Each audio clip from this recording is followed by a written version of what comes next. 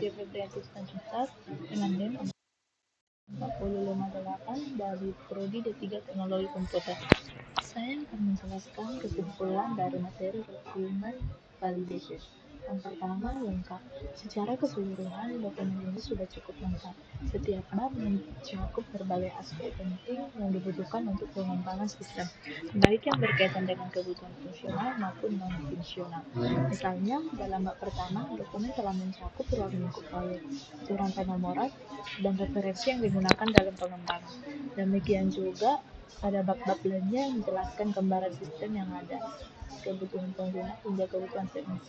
Namun, ada beberapa bagian yang masih memerlukan penjelasan lebih terperinci, seperti tidak adanya informasi terkait prioritas, cara fitur-fitur yang ada, dan prosedur pengujian yang lebih mendalam.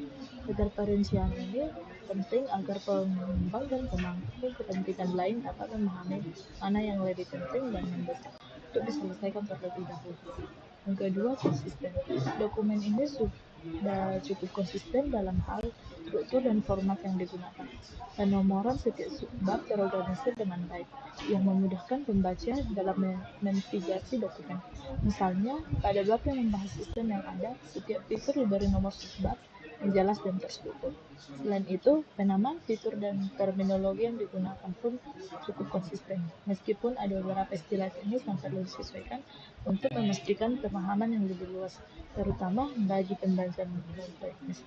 Beberapa istilah yang digunakan, seperti pada penjelasan diagram atau fitur tertentu, masih bisa disesuaikan dengan terminologi yang lebih tepat atau jelas, agar tidak membingungkan. Dan ketiga, tidak ambigu. Sebagian besar dokumen disusun dengan cara yang jelas dan mudah dipahami. Namun, ada beberapa istilah teknis yang memerlukan penjelasan lebih lanjut untuk memastikan bahwa semua pihak yang terlibat memahami dengan cara yang sama. Misalnya, beberapa deskripsi teknis tentang cara sistem berfungsi mungkin membingungkan bagi pihak yang bukan berasal dari latar belakang teknis. Hal ini bisa diatasi dengan menambahkan penjelasan atau definisi yang lebih lengkap terkait istilah-istilah yang digunakan. Selain itu, untuk fitur-fitur tertentu, dokumen tidak selalu menghindari ambigu dalam deskripsinya, sehingga perlu perhatian lebih lanjut dalam memperjelas deskripsi fitur atau antarmuka yang ada. Yang keempat, dapat dilacak. Dokumen ini dapat dilacak dalam hal kebutuhan fungsional dan referensi yang digunakan, seperti adanya rujukan ke dokumen-dokumen. Hal ini memudahkan untuk melacak sumber aslinya yang berguna jika ada perubahan atau perlu dilakukan pengecekan lebih lanjut.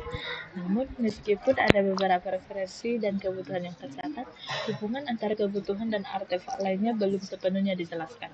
Oleh karena itu, pengembang dan pemangku kepentingan lain mungkin perlu waktu ekstra untuk melacak kebutuhan yang lebih mendalam, terutama yang berkaitan dengan perubahan sistem atau penguji lebih lanjut.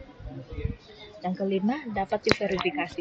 Secara umum, dokumen ini dapat diverifikasi karena menjelaskan langkah-langkah yang diperlukan untuk memverifikasi berbagai aspek dari sistem.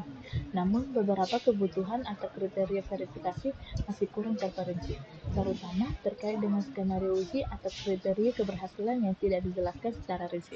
Hal ini berarti meskipun secara teori verifikasi sistem dapat dilakukan, langkah-langkah verifikasi tersebut perlu diperjelas dalam dokumen agar lebih mudah diimplementasikan oleh pengembang atau tim pengujian. Yang keenam, dapat dimodifikasi. Dokumen ini sudah cukup fleksibel untuk dimodifikasi karena memiliki struktur yang jelas dengan penomoran dan format yang memudahkan perubahan jika diperlukan. Setiap bab memiliki bagian yang dapat diperbaharui atau disesuaikan dengan pengembangan proyek. Misalnya, jika ada perubahan dan fitur atau prioritas, bagian-bagian yang relevan dalam dokumen dapat dimodifikasi tanpa mengganggu keseluruhan struktur. Namun, meskipun struktur ini dimudahkan modifikasi, dokumen ini tidak memberikan panduan yang jelas tentang bagaimana perubahan tersebut harus dilakukan, baik dari sisi pengguna atau user maupun pengembang atau administrator. Yang ketujuh, diprioritaskan. Salah satu kekurangan yang ditemukan dalam dokumen dalam hal prioritas antara berbagai kebutuhan atau fitur. Dokumen ini tidak menyebutkan dengan jelas kebutuhan mana yang lebih penting untuk diimplementasikan terlebih dahulu.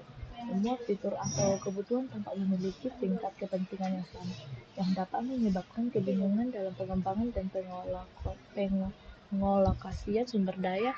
Dalam pengembangan sistem, penting untuk menentukan prioritas agar Pengembang hanya dapat fokus pada bagian yang paling krusial terlebih dahulu sebelum beralih ke fitur-fitur lainnya.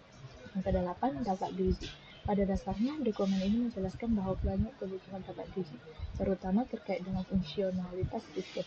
Namun, dokumen ini tidak menjelaskan secara rinci langkah-langkah atau metodologi pengujian yang harus dilakukan. Ini dapat menjadi masalah ketika tim pengujian membutuhkan panduan yang jelas untuk memverifikasi setiap fungsi atau fitur yang ada. Dengan memberikan langkah-langkah uji yang lebih terperinci, dokumen ini akan lebih mudah diterapkan dalam pengujian sistem. Yang kesembilan, tingkat tinggi dan rendah. Dokumen ini memberikan gambaran yang cukup jelas mengenai kebutuhan tingkat tinggi dan tingkat rendah. Beberapa bab memberikan penjelasan umum tentang tujuan sistem atau tingkat tinggi, sementara bab lain menguraikan kebutuhan teknis yang lebih rinci, yaitu tingkat rendah.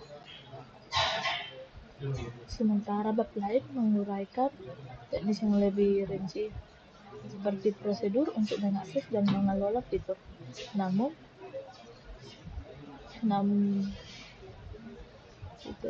dengan memberikan pada langkah-langkah uji yang lebih terperinci, dokumen ini akan lebih mudah diterapkan dalam pengujian sistem. Yang ke-10, relevan.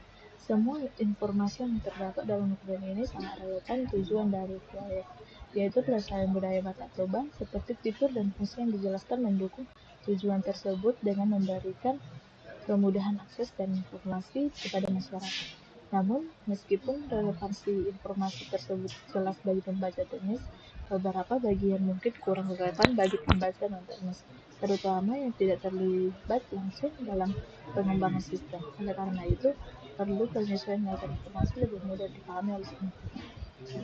Yang ke-11, dapat dibaca manusia. Secara keseluruhan, dokumen ini disusun dengan bahasa yang jelas dan mudah dipahami.